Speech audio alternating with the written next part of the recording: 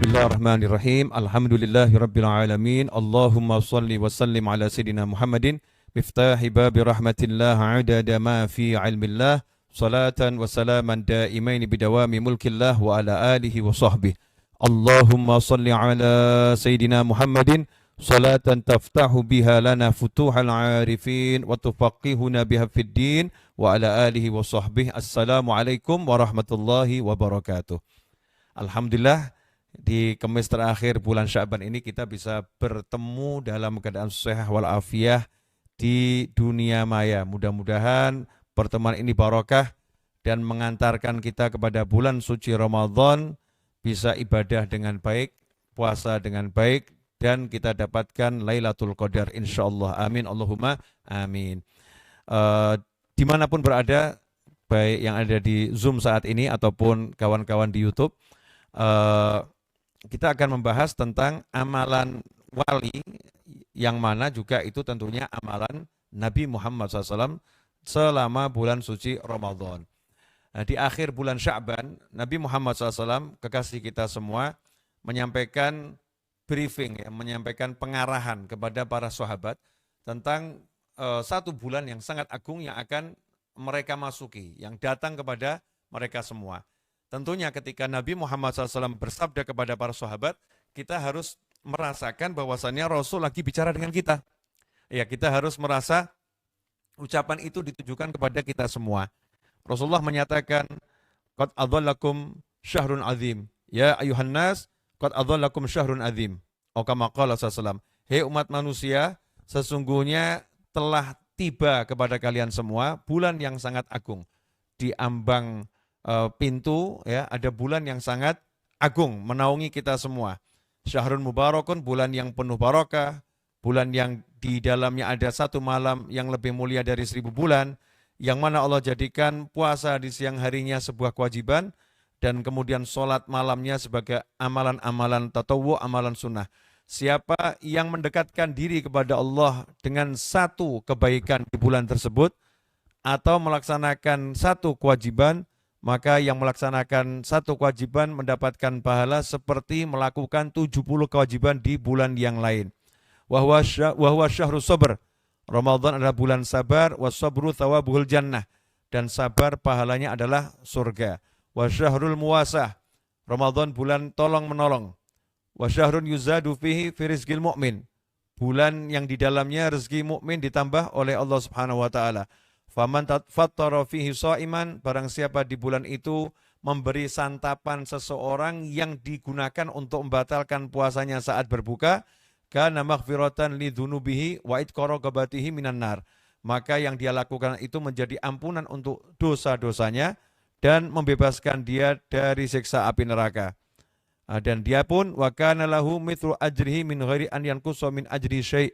Dia pun akan mendapatkan pahala puasa orang yang berpuasa tersebut tanpa mengurangi pahala puasa orang itu. Qalu laisa kuluna yajidu ma yufattiru shaim. Para sahabat pun berkata kepada Nabi Muhammad SAW, wahai Rasulullah, tidak semua orang di antara kita ini, tidak semua orang di antara kami punya sesuatu yang bisa digunakan untuk membatalkan atau sebagai hidangan untuk membatalkan puasa seseorang. Qala yu'tillahu hadza thawab liman fattara shaiman ala tamratin aw syarbati ma'in aw madghati laban. Rasul pun menyatakan SAW, Allah memberikan semua pahala tersebut kepada seseorang yang memberi santapan seseorang yang berpuasa dikala dia tiba waktu berbuka digunakan untuk batalkan puasanya, walaupun hanya ala tamratin, sebutir korma, kemudian seteguk air, ataupun sesesap susu, ya, cuman seteguk susu. Ini kurang lebih makna hadisnya seperti itu. Au kama qala sallallahu alaihi wasallam. Masih banyak lanjutan hadisnya, tapi pada sore hari ini kita nggak akan bahas semua hadis tersebut. Saya ingin mengambil beberapa poin yang mudah-mudahan ini bisa menjadi ingatan buat saya pribadi dan antum semua dimanapun berada. Yaitu sebelum masuk bulan suci Ramadan, Nabi Muhammad SAW secara khusus ya mengumpulkan sahabat beliau SAW dan memberitahu ini nih sebentar lagi ada bulan yang agung, bulan yang luar biasa. Menyadarkan akan nilai bulan yang akan dilalui.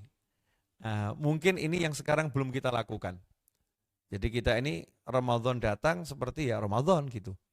Belum mengumpulkan anak-anak kita, nggak mengumpulkan pasangan hidup kita, nggak mengumpulkan sahabat kita, dan mengkondisikan hatinya, pikirannya, ya, semuanya dikondisikan agar sadar ini nih besok, ini bulan agung loh nih ya, ini bulan luar biasa loh nih, ini bukan sembarangan, ini bulan yang dahsyat loh ya, ini bulan yang dahsyat. Itu di dalamnya ada satu malam yang lebih mulia dari 1000 bulan. Ya, satu malam yang lebih mulia dari 1000 bulan. Nabi SAW menunjukkan keistimewaan bulan suci Ramadan di awal sebelum tibanya bulan suci Ramadan. Nah, ini yang perlu kita contoh saat ini ya. Saat ini kita harus mengajak diri kita untuk sadar Ramadan besok, entah Sabtu, entah Ahad, kalau kami menunggu pengumuman dari pemerintah, entah Sabtu, entah Ahad, itu bukan sembarang bulan, ini bulan yang luar biasa. Apa yang sudah kita persiapkan? Kadang-kadang kita ini persiapannya persiapan jogging. Ya, karena dipikir Ramadan ini nahan lapar, nahan dahaga, ini fisiknya harus kuat betul. Memang fisik harus dipersiapkan. Tetapi yang lebih penting untuk diperhatikan adalah ya merencanakan amalan selama bulan suci Ramadan. Amal apa saja yang akan kita lakukan selama bulan suci Ramadan. Sehingga Ramadan itu lewat nanti, masuk Syawal, kita nggak merugi. Ya, kita insya Allah jadi orang-orang yang beruntung. Karena setiap detik sudah kita isi dengan amal soleh. Seperti Al-Habib Abdullah bin Husain bin Thahir, radhiyallahu ta'ala anhu. Kita tahu Habib Abdullah bin Husain bin Thahir adalah seorang ulama besar, guru daripada Muftil Haramain. Beliau adalah gurunya Habib Muhammad bin Husain Al-Habsyi. Habib Muhammad bin Husain Al-Habsyi adalah ayahnya Suhabil Maulid Simtudurar, ayahnya Habib Ali Habsyi. Apa keistimewaan Habib Muhammad bin Husain Al-Habsyi? Keistimewaannya adalah beliau Muftil Haramain, ya, mufti Mekah dan Madinah di zamannya. Ya, di zaman beliau sudah jadi mufti. Nah, Habib Muhammad bin Husain ini ya punya putra namanya Habib Husain, kakaknya Habib Ali. Habib Husain ini juga jadi mufti Mekah dan Madinah. Dan bahkan Yai Hashim Asy'ari dan Yai Khalil Al-Bangkalani rahimahumullah, keduanya dahulu selama sekian tahun belajar kepada Habib Husain bin Muhammad bin Husain Al-Habsyi, baik di rumah pribadi beliau maupun di Masjidil Haram. Ya, setiap hari itu belajar selama sekian tahun. Artinya apa? Kalau Habib Husain menjadi gurunya Mbah Hashim Asy'ari dan Yai Khalil Al-Bangkalani, berarti ayahnya Habib Husain juga menjadi gurunya Mbah Hashim Asy'ari. Berarti Habib Abdullah bin Husain bin Thahir ini kakek gurunya Mbah Hashim Asy'ari. Kakek gurunya Mbah Hashim Asy'ari. Nah, Habib Abdullah bin Husain bin Thahir punya keistimewaan yang luar biasa, yaitu mendapatkan firasat, ya, mendapatkan firasat, kemudian mendapatkan, kalau bahasa kita, ilham. Ya, ini tidak semua orang boleh ngaku-ngaku dapat ilham. Ini beliau tidak mengaku-ngaku, tapi beliau memberitahu orang-orang tertentu. Dan kita tahunya setelah wafat beliau, ya, tidak disampaikan semasa hidupnya kepada khalayak ramai. Hanya disampaikan pada murid-muridnya tertentu apa yang beliau dapatkan. Beliau mendapatkan ilham. Ilham adalah salah satu jenis wahyu yang Allah sampaikan kepada hamba-hambanya. Di antaranya yang Allah sampaikan kepada ibunya Nabi Musa alaihi salam. Fa'auhayna ila ummi Musa. Kami wahyukan, kata Allah Ta'ala, kepada ibunya Nabi Musa. Sementara wanita tidak bisa jadi nabi. Nah, wahyu di situ artinya adalah ilham. Diletakkan dalam hatinya, ilham dari Allah Ta'ala. Allah memerintahkan ibunya Nabi Musa untuk menghanyutkan Nabi Musa ke sungai Nil dan menjanjikan kepadanya akan mengembalikan Nabi Musa kepada ibunya. Nah, ikhwani rahimakumullah, ini ilham itu memang betul-betul ada, tapi ya orang-orang yang istiqomah, orang-orang yang soleh dan solihah yang dapat ilham dari Allah Ta'ala. Salah satunya Habib Abdullah bin Husain bin Thahir, yang diantara wiridnya adalah satu hari membaca 120.000 kali La ilaha illallah Muhammadur Rasulullah sallallahu alaihi wasallam. Dalam satu hari membaca 120.000 kali La ilaha illallah Muhammadur Rasulullah sallallahu alaihi wasallam. Dan amalannya luar biasa. Sehingga dapat ilham dari Allah Ta'ala untuk minta satu permintaan apapun itu diberi, diwujudkan, dikabulkan oleh Allah Subhanahu wa Ta'ala. Maka Habib Abdullah bin Husain bin Thahir meminta kepada Allah Ta'ala. Kita ingat kakek teragung beliau yaitu baginda Muhammad SAW.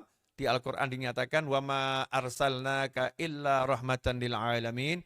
Sungguh tidak kami utus engkau wahai Nabi Muhammad SAW melainkan rahmah bagi alam semesta. Wujud kasih sayangnya Allah bagi alam semesta.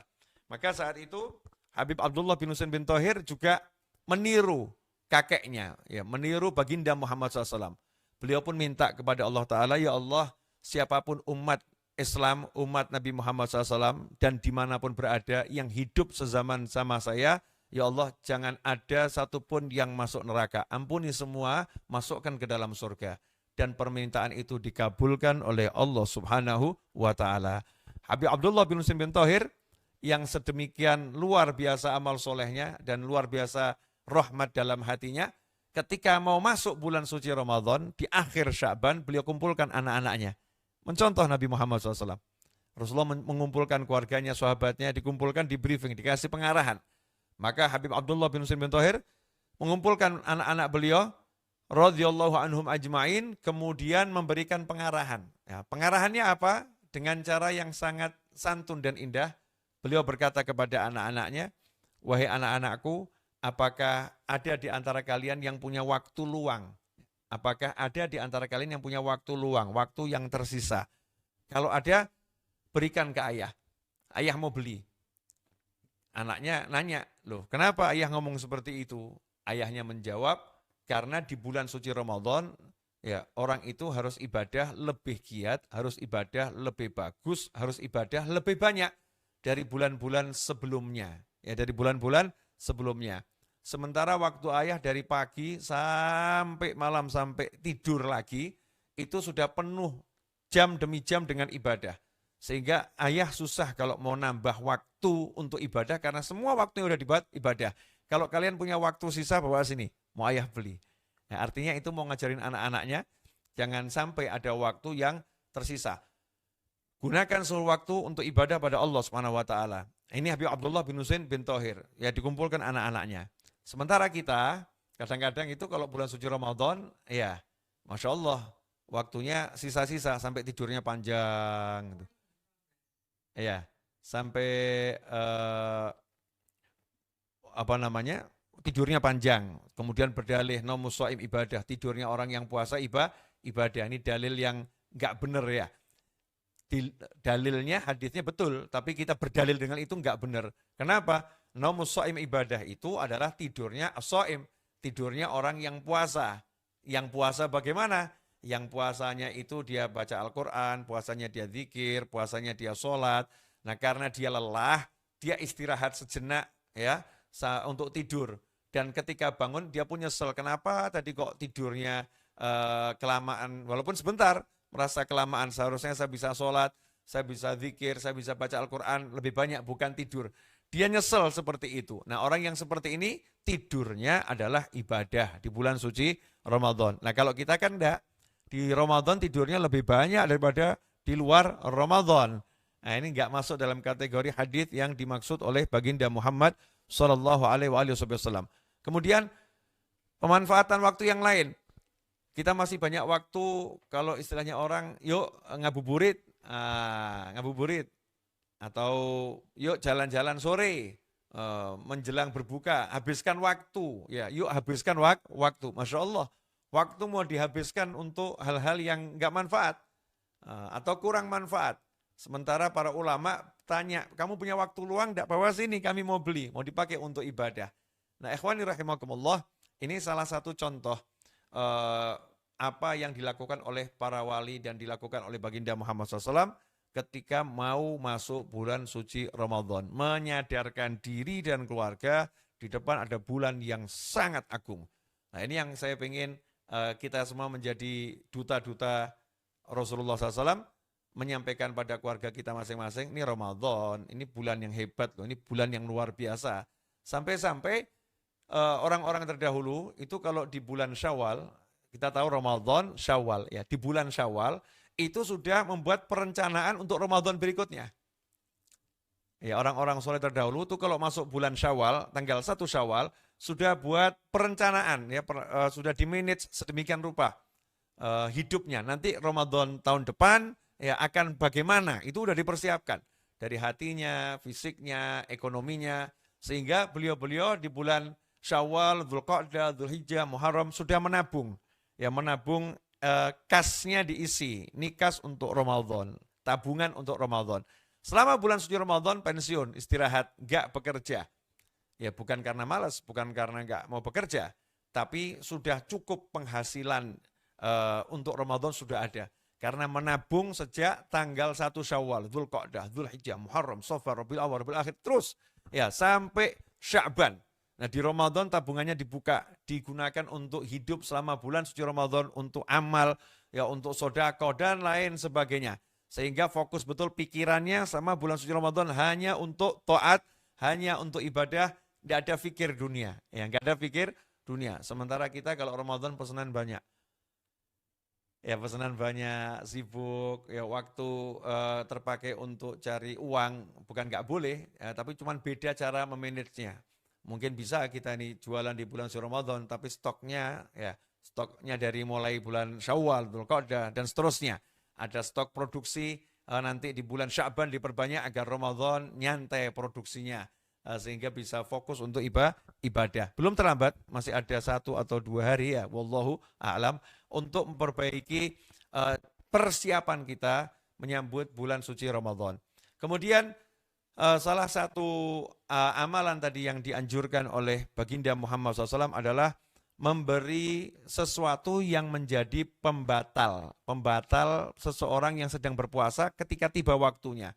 Ya, tiba waktunya kapan? Ketika masuk waktu maghrib. Ketika masuk waktu maghrib, ya segera membatalkan dengan santapan. Disitulah Rasulullah SAW mengajarkan sahabat agar berperan aktif, ya, memberi makan, berperan aktif memberi minum yang lain. Sehingga tidak ada satu orang pun yang ketika berbuka masih bingung harus cari makan, harus cari minum. Ya semuanya berperan aktif, melihat ke kanan, melihat ke kiri, ya tengok ke depan, ke belakang, tetangganya, sahabatnya, kerabatnya.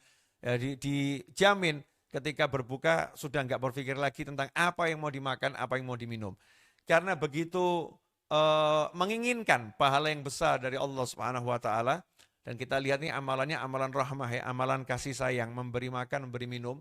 Para sahabat saat itu dengan kerendahan hatinya, dengan kejujurannya, dengan kepolosan beliau radhiyallahu anhum ajmain mengatakan, ya Rasulullah, tidak setiap orang dari kami punya sesuatu yang bisa diberikan untuk makan seorang dikala berbuka. Ya Allah, sahabatnya Rasulullah SAW mau berbuka, nggak punya makanan, nggak punya santapan, ya tapi masih bersemangat, ya ingin berbagi dengan yang lain. Sementara kita ini full dengan makanan, mungkin kita kurang berpikir bagaimana caranya berbagi dengan yang lain.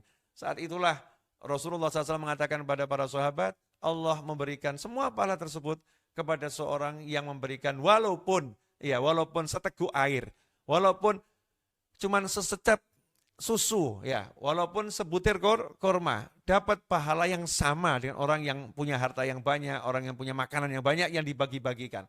Rasulullah SAW memberikan semangat, memberikan dorongan kepada para sahabat. Spiritnya itu, semangatnya adalah memberi makan yang lain, beri minum yang lain. Berjuang untuk memberi, bukan menunggu untuk menerima. Berjuang untuk memberi, bukan menunggu untuk menerima. Rasul nggak mengatakan kepada para sahabat tadi, kita lihat hadits ini, ya, coba digaris bawahi, kasih bold, ya, merah, ya, tanda pentung nih buat kita perhatian. Allahumma sholli wa sallim alaihi. Ketika sahabat beliau mengatakan sallallahu wa radhiyallahu anhum ajmain, kami, ya, tidak setiap orang dari kami punya sesuatu untuk memberi makan yang lain Rasulullah SAW. Rasul nggak mengatakan, oh kalian nggak mampu, oh kalian termasuk orang susah, kalian termasuk fuqara wal masakin, kalian tuh jatahnya menerima bukan memberi, oh kalian itu jangan maksakan diri, ya udah terima kenyataan, memang kalian nggak punya, ya udah. Orang yang terima sama kok dengan yang memberi. Nabi SAW nggak berkata seperti itu. Rasulullah nggak mengajarkan seperti itu. Tapi Rasul SAW mengajarkan umatnya untuk menjadi seseorang yang punya jiwa besar, seseorang yang pandai memberi, seseorang yang pandai berderma, seseorang yang pandai memikirkan orang lain, dan bukan duduk dia menunggu pemberian, duduk dia menerima dan kemudian meratapi nasib dan menjadikan nasib sebagai alasan untuk tidak peran aktif dalam amal soleh, menjadikan nasib sebagai alasan untuk tidak berderma dan membantu yang lain. Rasul justru mengajarkan kepada para sahabat, walaupun kalian memberi yang lain seteguk air, walaupun kalian beri yang lain cuman sececap susu, walaupun kalian beri yang lain cuman sebutir kurma. Nah, ikhwani rahimakumullah, dari sinilah para salaf radhiyallahu anhum ajma'in mengajarkan kepada murid-muridnya, kepada sahabat-sahabatnya, kalau dalam satu kondisi kita ini dikondisikan menerima santapan berbuka, bagaimana caranya agar kita mendapatkan pahala yang besar, semisal di masjid atau di musola atau di suatu majelis ketika akan berbuka dibagikan kurma, dibagikan nasi dan lain sebagainya, maka sesaat sebelum adzan saling tukar yang kita miliki dengan samping kita. Sama-sama ini satu bungkus sama bungkusannya, kotaknya sama, kardusnya sama, isinya sama. Kita ajarkan kepada semuanya, yuk kita bertukar dengan samping kanan kita atau samping kiri kita dengan niatan untuk memberi makan yang menjadi santapan berbuka saudara kita agar kita mendapatkan pahala yang telah ditetapkan oleh Allah Subhanahu wa taala dan dijanjikan lewat lisan Nabi Muhammad sallallahu alaihi wasallam, sehingga bergeser bertukar. Punya saya serahkan ke sebelah saya, punya sebelah saya diserahkan ke saya. Itu berlaku satu masjid, satu musola, satu majelis, sehingga tidak ada di hari itu di masjid orang yang menerima pemberian, tetapi ada orang yang menerima dan bisa memberi kepada yang lain. Ya, orang yang menerima dan bisa memberi kepada yang lain. Ikhwani rahimakumullah.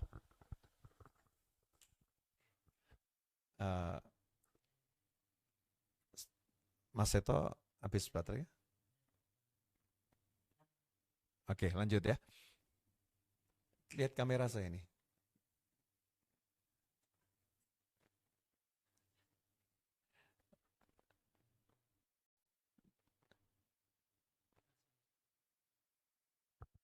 Ya, lanjutkan.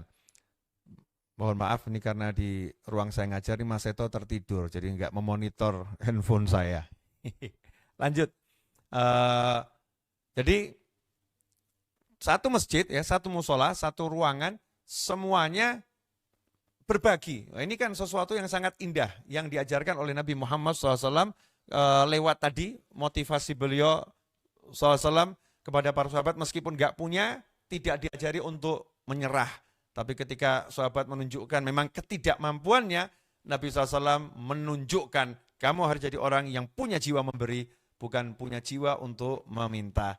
Nah, ikhwani rahimakumullah, dalam sebuah hadis yang diriwayatkan oleh Imam Bukhari dan Muslim dan dicantumkan pula dalam kitab Riyadhus Shalihin, di Riyadhus Shalihin itu hadis yang ke-1225. Ya, 1225. Wa an Ibni Abbasin radhiyallahu anhuma qala kana Rasulullah SAW ajwadan nas wa kana ajwadu ma yakunu fi Ramadan hina yalqahu Jibril wa kana yalqahu Jibrilu fi kulli lailatin min Ramadan fayudarisuhul Qur'an. Fala Rasulullah SAW hina yalqahu Jibrilu ajwadu bil khair min narrihil mursalah, muttafaqun alaih. Ya, ini dikatakan oleh Sayyidina Abdullah bin Abbas radhiyallahu taala anhuma bahwasanya dahulu Rasulullah SAW adalah manusia yang paling dermawan. Jadi manusia yang paling dermawan adalah baginda Muhammad sallallahu alaihi wasallam. Wa kana ajwadu ma yakunu fi Ramadan. Dan Rasulullah SAW itu paling dermawan adalah di bulan suci Ramadan, yaitu hina yalqahu Jibril, ketika bertemu dengan malaikat Jibril alaihi salam. Wa kana yalqahu Jibrilu fi kulli lailatin min Ramadan, dan malaikat Jibril menemui Nabi Muhammad SAW di bulan Ramadan setiap malam. Jadi setiap malam malaikat Jibril mendatangi Nabi Muhammad SAW, kemudian fayudari suhul Quran. Beliau mengajak Nabi SAW untuk tadarus membaca Al-Quran. Jadi membaca secara bergantian. Satu membaca, satu mendengarkan. Dan seterusnya. Itu namanya tadarus. Fala Rasulullah SAW, dan Rasulullah SAW sungguh ketika bertemu dengan malaikat Jibril alaihissalam, Beliau adalah manusia yang paling dermawan dengan kebaikan. Sifat kedermawanan beliau itu dikatakan lebih dermawan daripada angin yang berhembus. Jadi angin berhembus ini kan simbol kedermawanan, di mana angin memberikan kehidupan, ya membawa banyak kebaikan. Kemudian ada tanaman-tanaman itu yang tidak bisa tidak bisa tumbuh ya dan berkembang kecuali kalau benihnya itu dibawa angin, ya ditaburkan kepada tanaman yang lain. Nah, Rasulullah SAW lebih dermawan ya, dari angin, ya lebih dermawan dari angin. Ikhwani rahimakumullah, hadis ini memang pendek ya, singkat, tapi di dalamnya banyak pelajaran. Yang pertama yang ditekankan oleh Sayyidina Abdullah bin Abbas radhiyallahu ta'ala anhuma, beliau menceritakan kalau Rasulullah SAW itu manusia yang paling dermawan. Jadi kedermawanan itu sifatnya Nabi, ya sifatnya Rasul. Makanya dikatakan tidak mungkin ada wali kok tidak dermawan. Nah ini kalau ada orang ngaku wali tapi bakhil, maka dia bukan wali, gagal jadi wali demi hukum ya. Itu gagal jadi wali demi hukum. Kenapa seperti itu? Karena memang Nabi SAW adalah manusia yang paling dermawan, sehingga pewarisnya Rasulullah SAW menjadi orang yang paling dermawan. Ya, orang yang paling dermawan. Itu sifat-sifatnya wali Allah, menjadi manusia yang dermawan. Kemudian yang kedua, Rasulullah paling dermawan di bulan Ramadan. Nah, ini menunjukkan kalau ada waktu-waktu yang memang kalau di waktu mulia kita dianjurkan untuk lebih dermawan. Makanya kalau setiap Senin kita sodakoh banyak, karena itu waktu lahirnya Nabi Muhammad SAW, bagus. Atau kemudian kita Selasa sodakoh, Rabu sodakoh, Kamis sodakoh, Jumat kita sedekah, karena itu adalah hari rayanya umat Islam. Sayyidul Ayyam, pemimpinnya semua hari. Kalau Jumat sedekahnya mau lebih banyak, ya. Misal seperti itu, bagus-bagus saja. Karena memang ada bulan, waktu, hari, jam yang memang itu menjadi kita dianjurkan lebih banyak bersedekah karena waktu itu lebih utama, waktu itu lebih mulia, ya, waktu itu lebih bernilai dibandingkan waktu-waktu yang lain. Kemudian ikhwani rahimakumullah, hina yalqahu Jibril. Nabi SAW sangat dermawan melebihi waktu-waktu yang lain adalah ketika bertemu dengan malaikat Jibril alaihissalam. Di sini ada pelajaran, kalau ketemu orang soleh, ya ketemu orang yang baik, kita dianjurkan bersikap lebih dermawan. Ya, ketemu orang soleh, kita dianjurkan melakukan lebih banyak kebajikan, ya, melakukan lebih banyak kebaikan. Kemudian juga dalam hadis ini ada pelajaran, malaikat Jibril alaihissalam ketemu dengan Rasulullah SAW setiap malam. Nah, ini dalil bahwasanya kita boleh mengunjungi orang soleh, sering mengunjungi orang soleh dengan catatan tidak mengganggu. Ya, mengunjungi orang soleh itu sering dengan catatan tidak mengganggu. Nah, kalau sering mengganggu itu tidak boleh, tapi kalau sering tidak mengganggu maka itu dianjurkan. Dalilnya adalah ya ini, malaikat Jibril alaihissalam setiap malam ya bertemu dengan Nabi Muhammad SAW. Rasulullah senang ya kedatangan malaikat Jibril. Nah, kita perlu sadar diri, kalau kita sering-sering main ke rumahnya orang soleh, ini orang solehnya senang enggak sama kita? Nah, repotnya nanti kalau sampai orang solehnya bosan sama kita. Nah, jangan sampai orang solehnya bosan sama kita karena kita ganggu waktunya, ya, kita mengganggu kegiatannya dan lain sebagainya. Kemudian fayudari suhul Quran. Rasulullah SAW tadarus membaca Al-Quran bersama malaikat Jibril alaihissalam. Nah, di sini ada pelajaran agar kita di bulan suci Ramadan lebih banyak membaca Al-Quran. Ya, di bulan suci Ramadan lebih banyak membaca Al-Quran. Makanya Imam Syafi'i kalau Ramadan satu hari khatam 2 kali. Satu di malam hari, satu di siang hari, dan semuanya dalam sholat. Habib Ali Al-Habsyi dalam sholat tarawihnya bersama masyarakat umum di masjid beliau, sebelum membangun Masjid Riyadh dahulu, beliau kalau sholat tarawih satu hari itu sekali tarawih 10 juz. Sehingga 3 hari sekali khatam. Nah, ibadah yang paling utama untuk dilakukan dari zikir dan doa sama bulan suci Ramadan adalah memperbanyak qiraatul Quran. Jadi kita ibadah yang lain jalan, tapi qiraatul Qurannya diperbanyak. Nah, ini yang dianjurkan untuk dilakukan di bulan suci Ramadan. Ikhwani rahimakumullah, singkatnya, Ramadan adalah bulan yang penuh kebajikan. Mari kita siapkan diri kita Ya, untuk apa? Banyak berderma, banyak membantu, ya banyak menolong orang, dan banyak membaca Al-Quran. Kemudian mengunjungi orang-orang yang soleh untuk sama-sama tadarus Al-Quran, ya membahas Al-Quran. Inilah yang dilakukan oleh Nabi Muhammad Sallallahu Alaihi Wasallam bersama malaikat Jibril dan juga bagaimana Rasul bersama para sahabat. Nah, ikhwani rahimakumullah, alhamdulillah sudah cukup banyak saya sampaikan, kurang lebih 40 menit ya, kurang lebih hampir 40 menit secara total saya udah berbicara, atau kurang lebih 33 menit ya berbicara. Mudah-mudahan ini manfaat ya, mudah-mudahan manfaat, dan insya Allah kita bisa bertemu lain kesempatan dalam keadaan yang lebih bagus insya Allah. Mudah-mudahan admin saya di sini Mas Seto tidak tertidur ya, ya karena saking khusyuknya mendengarkan saya dari Mas Seto sampai tertidur. Mungkin ruangannya sejuk, AC, ya mungkin makannya kurang ya, atau mungkin kebanyakan makan, jadinya Mas Seto tertidur. Dan mudah-mudahan juga tidak ada gangguan koneksi internet. Tadi di awal terjadi gangguan koneksi internet, memang itu aneh bin ajaibnya ya, subhanallah. Kalau sudah pas mulai saya mau ngajar itu, ya ada saja yang terjadi gitu ya, gangguan-gangguan itu. Ada sesuatu yang terjadi. Itu tanda katanya kalau ada godaan itu atau ada gangguan, tanda kalau amal kita itu insya Allah bernilai ya. Ada tantangannya gitu. Ada tantangannya. Mudah-mudahan barokah manfaat. Kurang lebih mohon maaf. Insya Allah kita ketemu lagi di lain waktu. Wal afu minkum. Wassallallahu ala sayyidina Muhammadin wa alihi wasallam walhamdulillahi rabbil alamin. Wassalamualaikum warahmatullahi wabarakatuh.